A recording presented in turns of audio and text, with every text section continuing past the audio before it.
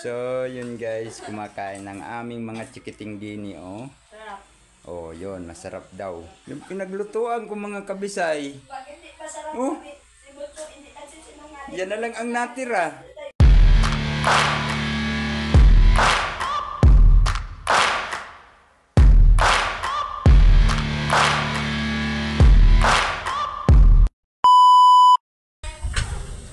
Good morning mga kabisay, mega love shout out sa inyong lahat.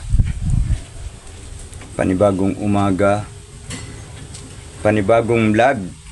At isang pinagpalang umaga sa inyong mga kabisay na medyo makulimlim. Ayan. Makulimlim naman lagi ngayon ang ating panahon dahil siyempre tag-ulan. So sa ngayon mga kabisay ay meron tayong lulutuin, so samahan nyo ako. Dahil ang gagawin ko ngayon mga kabisay ay pagluluto. Hindi muna ako mag-a-update sa bahay ni JP Alivio.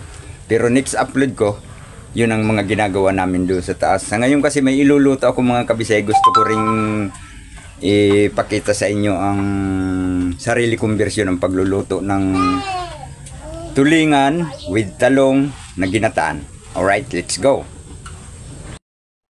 At ito mga kabisay, oh, may dalawang pirasong nyug ako ditong kakayurin. So ako na ang maggagata niyan para matansya ko yung dami ng gata at siyang magiging sabaw nung aking iluluto. Direct na itong mga kabisay. At ang unang gata ay siya kong iluluto. At ito ang aking lulutuin mga kabisay. Tulingan at saka talong. Siyempre yung ating mga sangkap. So nandito na ako nagluluto ngayon sa loob mga kabisay ng bahay. Ayan. So, samahan nyo ako mga kabisay mamaya at pakikita ko sa inyo kung paano ako magluluto. So, ayan ang mga kabisay at nailagay ko na yung ano sa kasirola. At mamaya sasabawan na natin.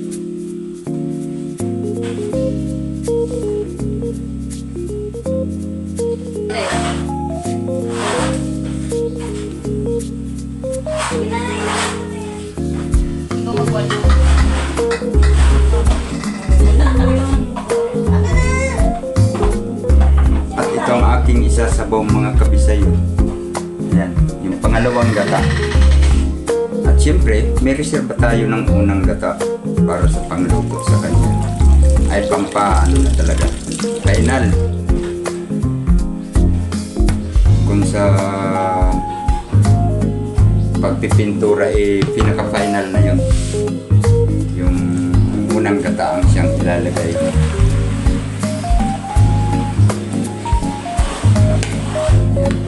At siyempre, may kulang pa, di ba?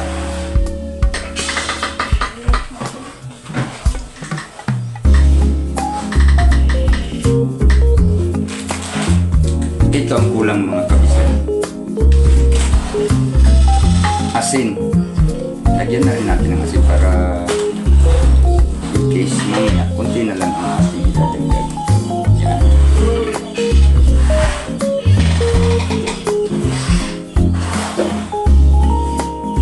At syempre, yung unang gata natin ay ito. Yan. Ito ang pang-final ko.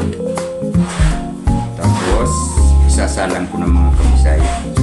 At abang-abangan nyo lang.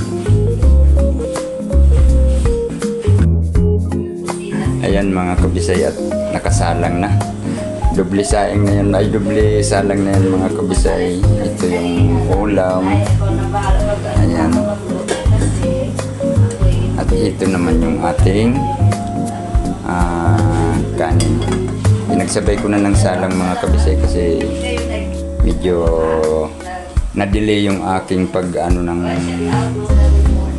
mga lutuin. Hindi ko naisipang magsalang muna ng kanin. Ayan guys, at kumulo na yung ating niluluto. Ayan. At ito, kulo na rin. Ayan. Pero mauunang maluluto itong kanin. Kasi palulutuin ko pang maigi yan. Yung kanin ay wala na, tuyo na. So yung gulay natin, may sabaw pa, marami pang sabaw pa, tutuyo-tuyuin ko yan mga kabisay bago ko ilagay yung ano ko, yung aking lipotok kung sa Bicol. Alright. So yun guys, at kulong-kulo na ang ating nilulutong gulay at ayan, kukunti na lang ang sabaw at siyempre lalagyan na natin ng yung unang gata. Ito ang ilalagay ko mga kabisay para mas lasan-lasang gata. Yung unang inilagay ko mga kabisay ay pangalawang gata yun. At ito ay aking pang final. Kung magpapalitan ng mga kabisay, may final, di ba? Nilalagyan ng puro. So, purong gata naman ang ilalagay ko ngayon. So, ayan mga kabisay, at abang-abangan nyo. At akin munang pakukulong maigi dahil hindi ko natatakluban yan. Dahil pag tinakluban yan, hindi magiging malapot yung gata natin, kaya hahayaan na lang natin kumulo siya ng kumulo. At yung kanin ko mga kabisay, ayan, luto na. Nauna pa yung kanin. Ay, pinagsabay ko silang isa lang. So, mamaya ipapakita ko sa inyo pag naluto na ng gusto at makikita nyo kung anong itsura niya. Alright? So, yun mga kabisay at lutong-luto na. Ayan o. Tingnan nyo, ang lapot ng kanyang sabaw. O, diba? So, ayan. Ready to tanghalian na yan mga kabisay. At tayo ay nakaluto na. So, maraming salamat sa inyong lahat mga kabisay sa panonood niyo. At ngayon ay nakatapos na ako. Siguro mamaya pakita ko pa rin paghaying ko ng pagkain namin. Kasama ko sila Isla Bonita at ang kanyang mga tikiting. Alright? So, yun guys, kumakain ng aming mga chikiting dini, oh. Oh, yun, masarap daw. Talagang masarap mga kabisay dahil tingnan nyo naman yung nangyari sa aking kaldero. Yung pinaglutuan ko mga kabisay.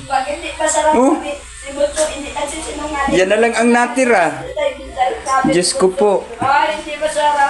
Hindi daw masarap mga kabisay. Pero sinabi ng mga bata masarap mga kabisay. Kaya lang, hindi ako nasasarapan dahil wala akong matitikman. Kukunti lang yun sa akin natira mga kabisay. At nandito pa sa labas kasi. Ayan. Ayan ang aming mga kasamang kumain mga kabisay. Yan ang pinaglutuan ko kasi nagtatrabaho ang mga yan. Shout out! Kermix Vlog! Shout out po! Ayan.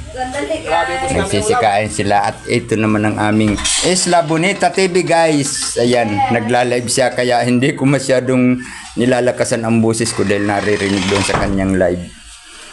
So, ayan. Nag-live ako na na. Maraming salamat sa inyong lahat mga kabisay at ako'y kakain na din. Mamaya na lang na At mamaya